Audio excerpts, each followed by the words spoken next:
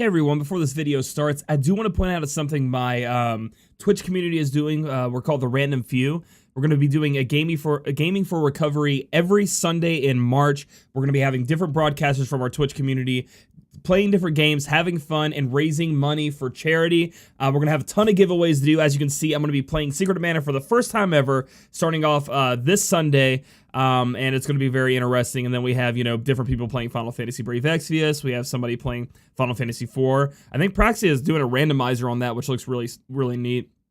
And then we have, all kinds of different Final Fantasies. If you look here on the 25th, Cooley and I don't know if you guys know Cooley, but he's a pretty cool guy. We're going to be doing a versus battle for charity. Essentially, we're going to get on there. There are going to be a couple of bets.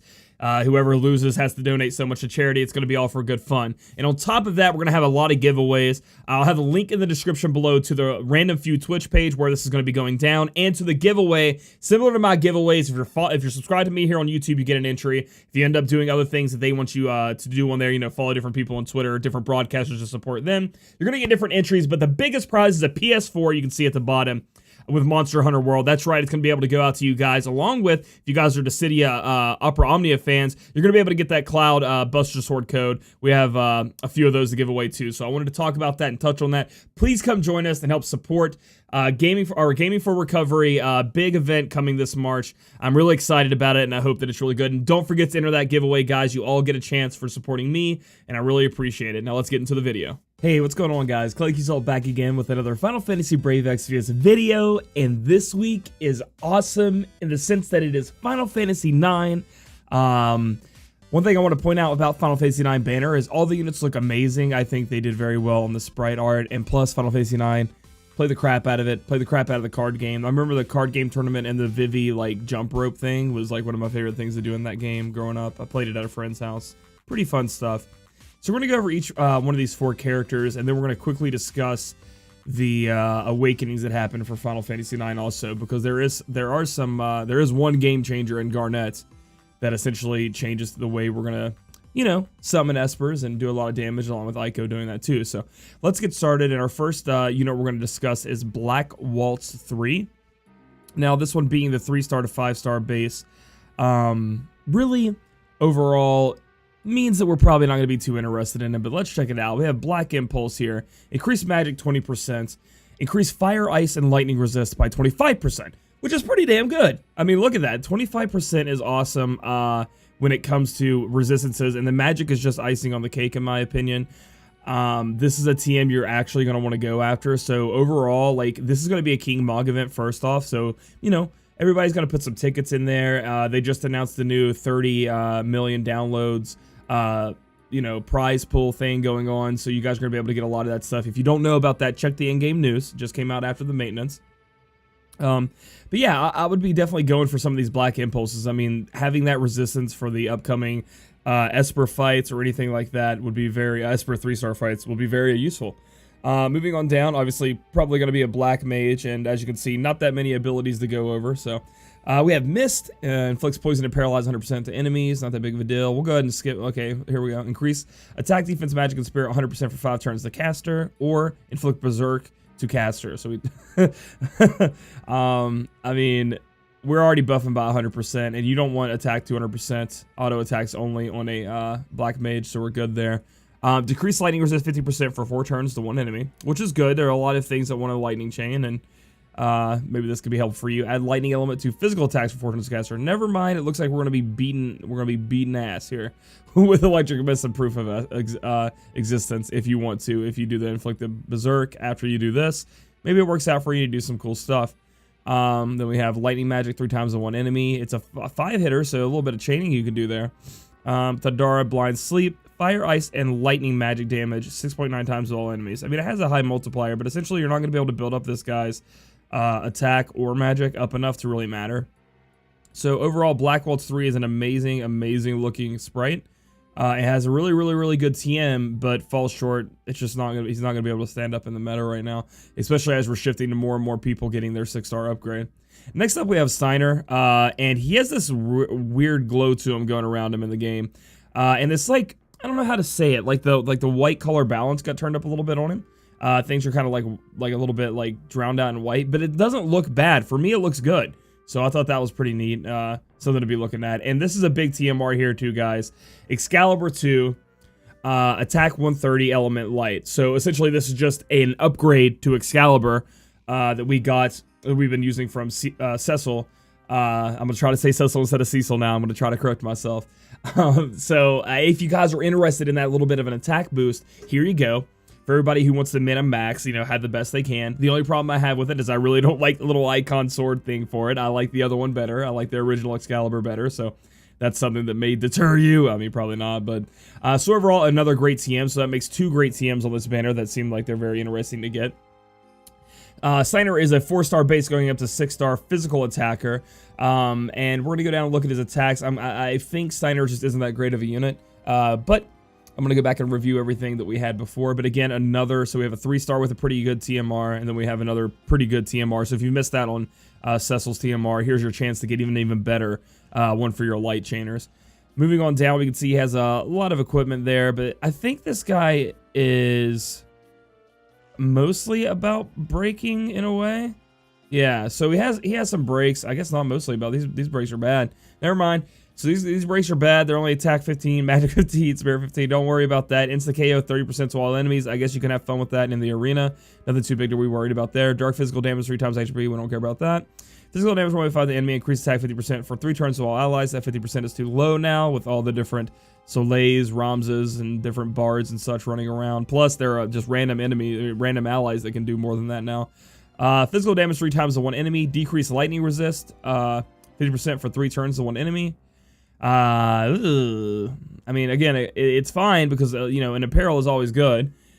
Physical damage 2 times to all enemies. Decreased defense and spirit by 40% for 3 turns to all enemies. So he has an AoE armor shred. Armor and spirit shred, essentially. Like, take down your defensive stats, which is, that's okay. It's AoE.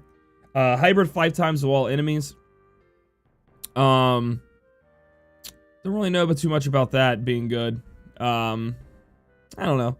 Physical damage 3 times to 1 enemy. Decreased light resist 50% for 3 turns to 1 enemy. So this is like his crappy, like, I'm trying to be Orlando, but I can't move because it's a 1-hit. So, like, the hybrid 5 times to all enemies, 1 hit. That's good AoE. If things are, you know, resist to physical, resist to magic, this should get through it for you and be okay. But it's still just a 1-hit. So it's kind of like you're trying to finish with a move that's 5 times, but it's all right. And then physical damage 3 times to 1 enemy, decreased light resist 50%. So essentially, this is he doesn't chain, he doesn't really do damage. You can look at this down here. It's a 4 times multiplier right here with the ignore defense. I was trying to think of like how I could use it. That's why I paused for a minute. Like essentially, I could see you using him as a, I don't know. Let's look down here. Increase equipment attack 50% when single wielding a one-handed weapon. So he has like normal double hand. Oh yeah, double hand. He has normal double hand. But I just don't think he has the stats to be able to back it up to do that much damage. He doesn't seem very good at all right here. He's not a chainer. He's not really a finisher either because obviously no chains, no hits here. And he's not really a finisher either as his difference multipliers don't really get up that high. But he does have the ability to light imperil for you by 50%. You know, he can lightning imperil for you for 50%. And then he can break the defensive spirit by 40. Let's check out his limber burst.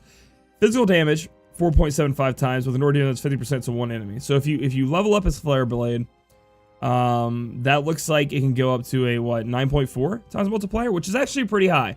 The 9.4 multiplier is pretty high there to try to be a finisher with him. But there are just so many other better finishers in the game that have higher multipliers that this really isn't going to be that big of a deal for you. So overall, Steiner just isn't quite cutting it. Give him like a 6.57 out of 10.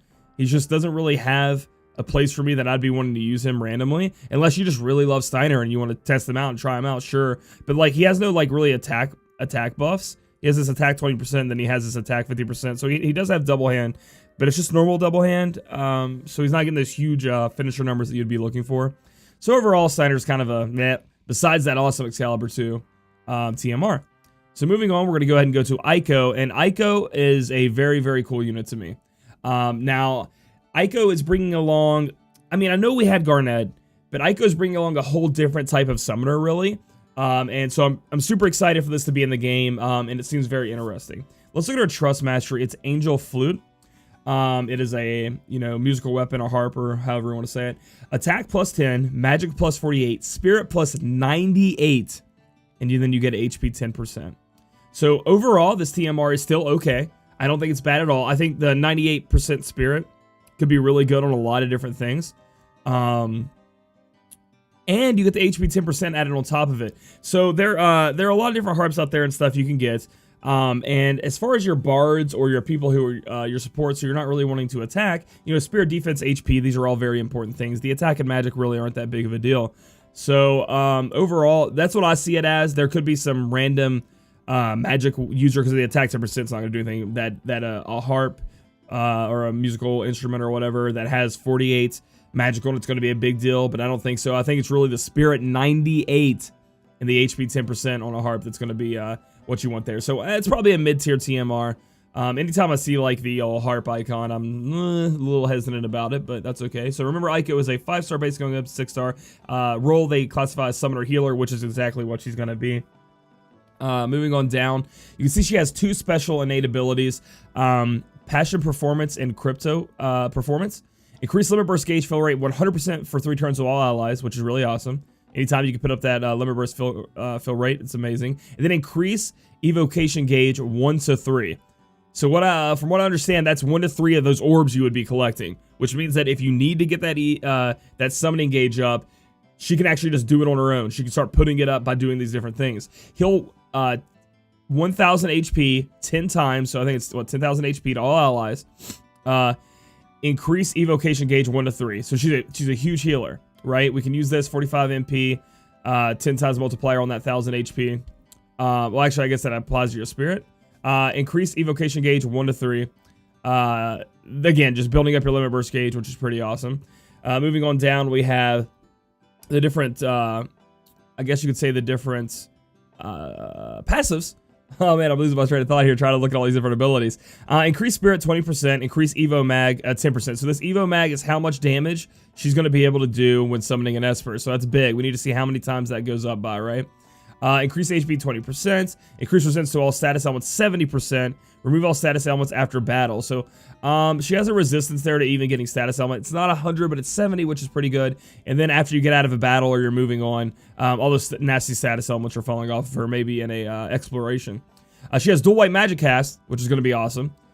Summoner Descendants, increase Evo Mag 50%, so now we're up to 60% more damage with summons. And then she has MP and Spirit 30%. Enable evocation of any Esper equipped in the party. And this is a big one here. This is new for me, at least for me. I know that Yuna's going to be getting it. Yuna's going to be very similar to Eiko. I'm unsure at this point who's better. I haven't looked at Yuna's stuff. I haven't want to spoil myself. However, being able to summon anyone's Esper in the party changes the game. For those missions that, like, you got to summon a certain Esper and you need to kill somebody with an Esper or things like that. I think that this is very, very cool. I think I'm very interested in this. It's very different. Also, the fact that we're actually getting, summoners who can actually do a butt ton of, summoning damage is going to be interesting to shoot that Bahamut out and try to kill things, try to AoE kill things. Moving on to her magic, she has Kiraga. Remember, she does have dual white magic cast. Kiraga, Stona, Raise, Asunaga, Dispelga, Holy. And then she has these cool little abilities here that get rid of, like, breaks, but they're individual. It would have been cool if it was like, attack and defense and magic and spirit together, but there are individuals. So if something's breaking down your defense or something, you need to survive, you can go ahead and put that, remove that defense from all allies. And then she also has full life, which is pretty dang good with the dual white magic cast. I like that. Looking down at the limit burst, we have heal 2,500 HP 8 times to all allies, 18 times, excuse me, to all allies. So it's going to be a pretty big multiplier there. Going to be able to heal a lot. Remove attack, defense, magic, and spirit break from all allies. Well, there you go. And then you get to increase your summon gauge by 6 to 10%. So, in a scenario where you need to summon an Esper and you need to build that gauge up, you can just actually, have a unit like Ling use the ability to give the limit burst to somebody else, give it to Eiko, go ahead and use this, put it up by 10, heal all your people, get rid of all breaks if you need to. So, overall, I think Eiko is a very interesting unit, as you can see. However, you'll see here in a minute that, okay, so if you're missing a healer, you have no really great healer. You can see that Eiko is actually a pretty good healer. She can get the job done. She's healing for a crap ton. She's putting up your evocation gauge. She's, she can summon anybody's unit. She's actually a pretty damn good unit if you don't have a great healer. However, If you do have a great healer, we're going to look into Garnet here in a minute, and I do believe Garnet as a, you know, more free-to-play friendly option is going to be better for you guys. Most people are going to be using her anyway. But I think this is a cool little thing. I won't be mad to get her, but I don't think she's anything too crazy. So I'm going to give her an 8 out of 10. Not too bad, but not the best. And then again, the flute, the little flute over here isn't going to be the best either. So, but again, mid-tier, you may find uses for it. Now moving on to the final 5-star base. So that's right, there are 2 5-star bases on this banner. So making it even more tough to be able to get them, essentially. We have Beatrix, and a lot of people are excited for Beatrix. They've been waiting. I know my friend Green Machine that streams on Twitch is super excited about trying to pull her. She's a physical attacker. She's going to be a chainer. Again, 5-star to 6-star base. She has Save the Queen, and this is the Final Fantasy IX edition. We already have a Save the Queen in the game. This is Final Fantasy IX edition. So essentially, you can see these TMRs. We have Save the Queen and Excalibur 2. You know, they're kind of like playoffs of ones that are already in the game. Attack 135, fire resist plus 30%, and the effect is Night Slayer, and that's just a limit burst fill rate going up by 25%. It looks like from reading there. So overall, this is just a you know, if you need a great sword that doesn't have an element attached to it, this one seems like a great option. 135 attack, and you get an extra fire resist and limit burst gauge fill rate, which is pretty damn good. So you know, this is a high tier TMR. If you need, you know, a great sword, again, that doesn't have an element attached to it, this is going to be really good for you, especially if you can take advantage of that fire 30%. Moving on down, you're going to see that she really isn't that complicated of a unit. However, there is something that complicates her that I've learned from the JP side, okay? So, she has all kinds of different moves that have this Seiken, is it Seiken or Seiken in front of it? We have Seiken Thunder Slash, lightning physical damage 4 times the one enemy, which is an okay multiplier, so this is going to be lightning chaining, and it's an 8-hitter, which isn't too bad. So you know, that move's not bad at all. I mean, I'm surprised she got that at 5-star. I mean, it's a solid little move. Physical damage 2 times to all enemies, decrease defense and spirit by 45% to all enemies. So this is going to be better than what Steiner had, essentially. Like, she seems like she has the same skill set as Steiner, but better after looking at Steiner's skill set. So she's going to be able to break for 45%, which isn't bad. All enemies, too, which is good. She's going to be able to do that defensive spirit break, 45%. Hybrid damage 6 times to all enemies. So this is going to be like her hybrid finisher that a lot of people are talking about. Looking over her kit, a lot of people say she could be a hybrid finisher due to this. And she can build up her attack quite a bit here because we can go down and look at her passives and her everything else she gets. I think she gets a total of 100% attack passives if you put a sword and a great sword in her hand, so that's gonna be pretty neat. So she can actually do the finishing with this hybrid finisher here if you build her up enough. Saintbringer, physical damage 4.25 times to one enemy, decrease light resist 50% for 3 turns to one enemy. So what does this remind you of? Yeah, Orlando, Agrius, etc., etc. 8 hit this time with a 4.25 times physical damage multiplier there. The problem with Saintbringer that people are telling me is you actually can't chain it. Like, there is a long delay. The chaining frames for this move, there is a super long delay in being able to hit the second part of the move. So, like, Saintbringer goes off, and then Saintbringer's trying to go off again, and it makes it super hard to chain. I think even with macro, people are telling me they couldn't do it in JP. So, essentially, a lot of people were super excited for Beatrix. And I guess rightfully so, until they found out that they've somehow botched this chaining frame, this 8-hit chaining frames, to where you can't chain with it. So that puts her stock way, way down.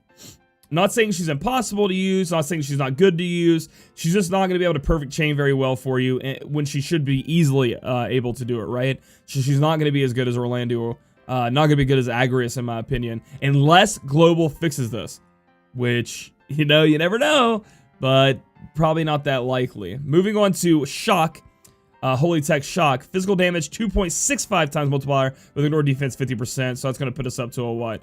Holy moly, 5 points, 30, I guess. Yeah, I think it's a 5.30 times multiplier. So that's just going to be another one-hitter, like, finisher type move you can use. But you know, it's up to you if you want to use that or the hybrid ability if you're trying to do that. Look down at her passive. She has increased attack 20%.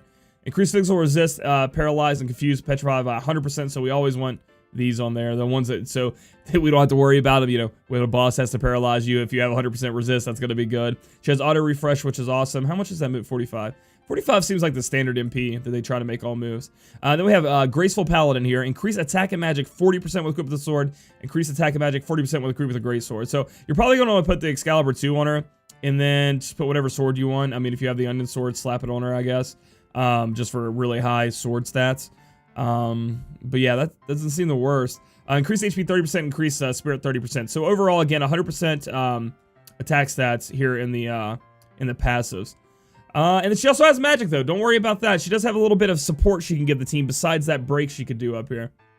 She has full life, if you can believe it or not, which actually there are a lot of times when this would come in handy if I had it on a damage dealing unit. So that's really good. And then if you don't want a full life and use the tiny little 20 MP, I guess she has Raise, but I mean, it's just 8 MP difference. It's not that big of a deal. She has a Suna if you need to use it. She has a Blind and Silence ability that she can use. She can cure a little bit, heal up a little bit, so that's not bad. And then we can look at her Rose of May, her Limit Burst. Physical damage 5.2 with the Nord defense 50%. So that's going to be at, what is that, a 10.4. 10.4 damage to one enemy, 4 hitters, so you can chain it up a little bit with another one if you'd like. Decrease attack and magic by 64%. So this Limit Burst is actually bonkers. Like, it's really, really good. It hits super hard, and then it also takes down their attack and magic by 64%, which, again, breaks are absurd in this game.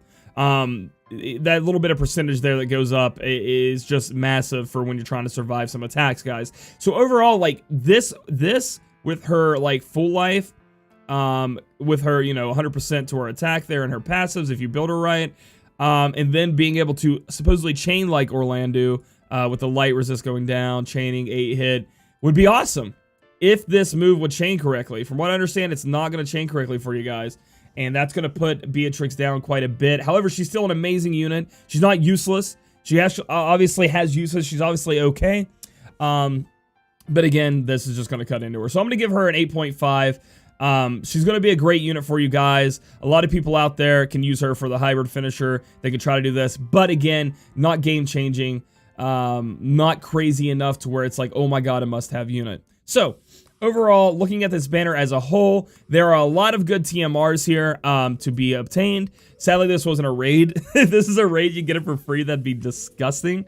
However, this is going to be a King Mog event, so you're going to do a little bit of summoning anyway, so might as well get in there and try your luck. If you're trying to summon, as in like spending your lapis, your tickets, your saved up stuff, not really going to say unless you're a huge Final Fantasy IX fan and you really want Beatrix to go for it. I don't think a lot of people are Eiko fans, but if you're an Eiko fan, let me know in the comments. But a lot of people are looking at Beatrix here, and again, she just doesn't cut it unless Global lets her her chain, and then she'll be pretty dang good. So overall, this is a pass for me. We're going to be getting Final Fantasy X this time next month, I do believe. Oh, also, I want to point this out. There was a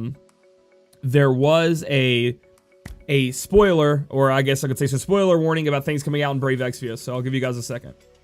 So there was a data mine that there was a Lara Croft bundle in the shop coming out. So that means that there may be a collab coming in the middle of March whenever the new Tomb Raider movie comes out, where you guys are going to be able to get Lara Croft from Tomb Raider. Hopefully that's some kind of collab where we can actually get that unit, because that'd be sick to have in your collection. That'd be actually a really great collab that I'd be looking forward to. Tomb Raider's pretty awesome, and it all makes sense with the movie coming out, Square being involved, and, you know, being involved in that franchise as a whole anyway. So be on the lookout for that this coming month. So I'd say save your stuff up. Although some people may say that, you know, Final Fantasy X isn't that great either with Yuna and Lulu, but for me it is, so I really like Final Fantasy X. Moving on, we're going to talk about one character that got awakened. I know we have all of these. I'll go over in short. Zidane got kind of an ability that allows him to chain up a bit. I've seen a lot of people be chaining with Zidanes, building up chains, ending them, things like that. So look into Zidane's chaining ability if you want to be using Zidane. Vivi and Kuja actually just didn't get that much better at all. I actually couldn't believe that Vivi goes all the way up to 6-star, and he sucks. It's not very good. But Garnet is a saving grace out of those 4, and we're going to look into why right now. Let's see if they updated it on this site. Garnet goes a 6-star, which is good. We got Garnet's 6-star abilities. Okay, so similar to what we just saw with Eiko, who is a 5-star base unit, we're going to have some of those abilities kind of coming over and meshing well with Garnet. We have Prayer to the Eidolons. Increase evocation gauge by 3. So boom, you can just use that and start increasing your evocation gauge. A lot of people were bringing Garnet just to be able to summon Bahamut and finish with it because of her evo magic when she's enhanced. Life Harmony. Heal 1250, 4.5 times to all enemies. Increase elemental resist by 40% to all allies. That's not a bad little move. I mean, you're doing a little bit of healing. You're putting up your elemental resist. Not bad. She gets Summoner and enable evocation of any Esper in the party. She gets the same thing Eiko just got. Again, this is what is a 3-star base. Oh, it's 4-star base. Excuse me, 4-star base. Sorry, 4-star base unit. Really, really great. Increase sleep resist. Increase silence resist. Increase potency of healing items by 100%. She has a chemist there, so if she's using an item, it's increased by 100% healing item. She has Evo Mag 10% here. Evo Mag 30%. Ego Mag 10%. So overall, out of everything, she's gonna have what was the other one? I can't remember what Eiko was. So if we look here, it's 10. So I think it's a total of 50 on her. Yeah, 50 on her passively. Let's go look at Eiko real quick. Is it the same? Oh no, 50 plus 10, so it's 60 here. But that's still like really good. I guess I could go this way, I guess. Let's type in Garnet again. That's still really good for a unit that isn't a 5-star base. And everybody's gonna see use in her. Chance to evade physical attacks, or magic attacks, excuse me. Increase HP, increase MP, gets auto refresh. Like, come on. We see down here we get Protect Gut. It's 40%. That's not that big of a deal, actually. I guess on turn 1, if you can't really do anything else, I guess you can do this. But the defense 40% is not that big of a deal. Again, see, but that's another thing that we have to add into this. The Evo Mag going up to 50% on the Awakening here is a big deal. So that's going to push her. Which one does this count as, I wonder? This right here, I guess. Or maybe this one. No, it's got to be this one because it's going to 40 and then 50. So that's going to be 50%. That's going to be, so 60%. It's the same. It's going to be the same, right? So we have 50%. No, it's actually going to be more because we have 60% and then we have 10% here. So it's going to be 70% if I understand that right. So she's going to have even more summoning power than Eiko is at a 5-star base unit. So what I'm getting at here, and then we can see increase her limit burst, as we've always known, is going to be able to put up her evocation gauge as it is anyway. And if you like max it out, it looks like it goes to 13, or is that wrong? It goes down, so it's really easy to get up. So she's going to be really good for when you need to finish Espers, guys. She's going to be amazing when you need to be summoning a certain Esper, because she can just do it and then dish out a lot of damage because of all that. Plus, you can get the materia again that you can put on her to put up even more Evo magic to do even more damage. And then I think there was even, I swear, I think I saw in the data mine they were making the Espers do more damage anyway. I think I saw that. So, guys, overall, Final Fantasy IX is going to be a fun event. I'm excited to go in and battle. I know this week there's also a trial coming out. Aranea. We're going to have to fight Aranea, even though we have Aranea. So I know a lot of people are trying to, like, kill Aranea with Aranea. It's going to be funny. And I'll try to have a guide out for that. I'm getting close to Leviathan, guys, so I'll try to get a Leviathan guide out. If you're having trouble with that and you have Olaf, I would suggest trying to use Olaf, as he can put up your resistances. I haven't really looked too much into the fight, but again, Olaf's a great green mage there. Budget green mage that you guys can use to try to take on that Esper. And I hope you guys have an amazing weekend. Again, I'll have a couple more videos out. I don't know when I'm summoning, so be on the lookout, guys. It's either going to be at 3 a.m. right at reset, right when the banner comes out. I'm not going too hard on the banner, but just having a little fun. Or it's going to be at my normal 8 p.m. time. It depends on how, how my day goes and how awake I am. I know I didn't have my webcam up. One, I'm having trouble with it capturing this, the web page, and then also being there. Remember, I was flipping out on my last banner review. And 2, I look like garbage. So I'm really tired, so I just didn't feel like being in front of the camera. But hope you guys enjoyed this video. Give it a thumbs up if you did. Comment down below what you're feeling, how you're feeling about this Final Fantasy IX banner. And if not pulling for Final Fantasy IX, what are you waiting on? Like, what's a banner in your mind? I guess maybe people are waiting on Sephiroth a little bit, huh? And then subscribe for future content. We'll catch you guys in the next video.